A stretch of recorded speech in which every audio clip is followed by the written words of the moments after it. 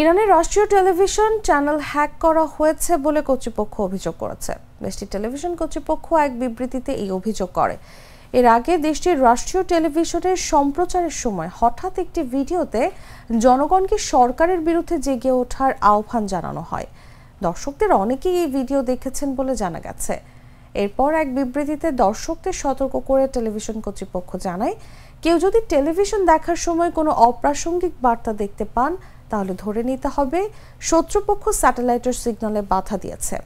এদিকে যে ভিডিও সম্প্রচারিত হয়েছিল তা সামাজিক যোগাযোগ মাধ্যমেও এখন ছড়িয়ে পড়েছে।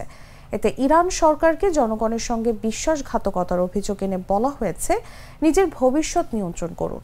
তবে ভিডিওটির সূত্র এবং এই হ্যাকিংয়ের পেছনে কারা জড়িত তা এখনও জানা যায়নি। ভিডিওটির ওপরের ডান পাশে একটি সিংহ প্রতীক দেখা গেছে।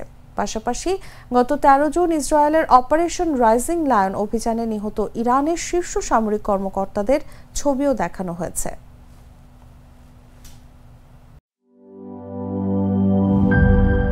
এই ঈদে জামা জুতো অ্যাক্সেসরিজের ডিসকাউন্ট।